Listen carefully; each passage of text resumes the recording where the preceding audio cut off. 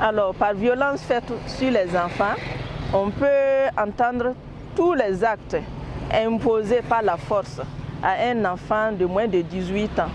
Et ces violences se manifestent vraiment à travers les violences physiques, les violences psychologiques.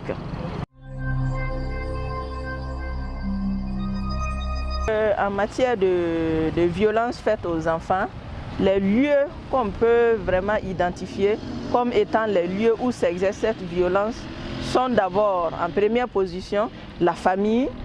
Et en plus de la famille, il y a aussi les institutions d'éducation comme les centres de formation, les écoles de formation. Alors, en plus de cela, nous avons la rue. L'enfant en quittant le domicile familial traverse la rue pour arriver à l'école. Et dans la rue, en tout cas, l'enfant peut être l'objet d'une violence quelconque.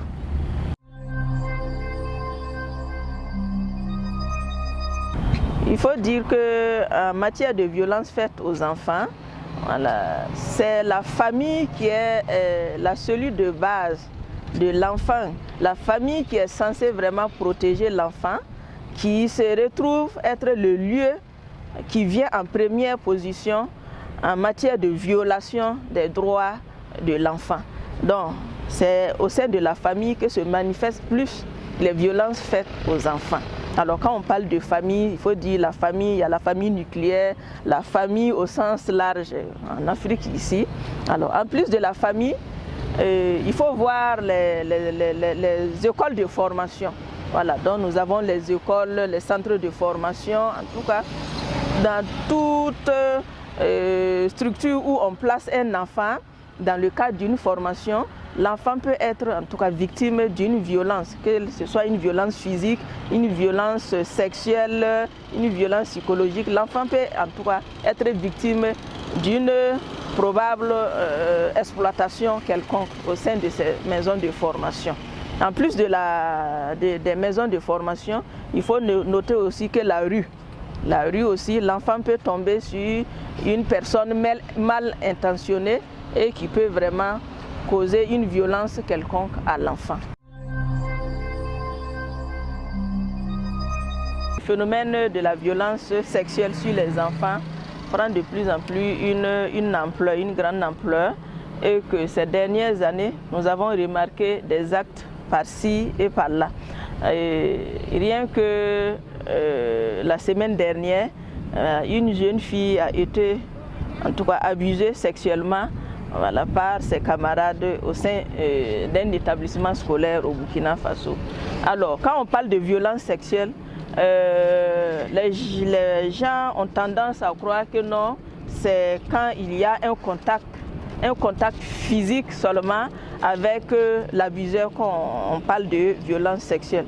Mais il y a d'autres formes d'actes qu'on peut en tout cas mettre au compte de la violence sexuelle. Au nom de ces actes, on peut citer en tout cas les attouchements. Par exemple, un adulte qui regarde un enfant nu et il tire un plaisir dans ce regard, c'est de l'ordre d'une violence sexuelle.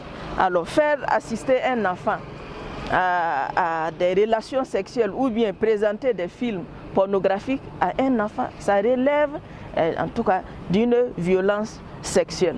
Donc pour vraiment venir à bout de ce phénomène-là, il faut qu'on essaie de montrer aux enfants les types de violence, la manifestation même de ces différentes formes de violence. Et montrer à l'enfant que ce n'est pas le toucher seulement, le fait d'avoir un contact avec l'abuseur qui dénote vraiment qu'il y a eu une violence sexuelle. Mais l'abuseur peut, à travers le regard seulement, intimider, violer l'intimité d'un enfant. Et cela relève vraiment du domaine de violence sexuelle.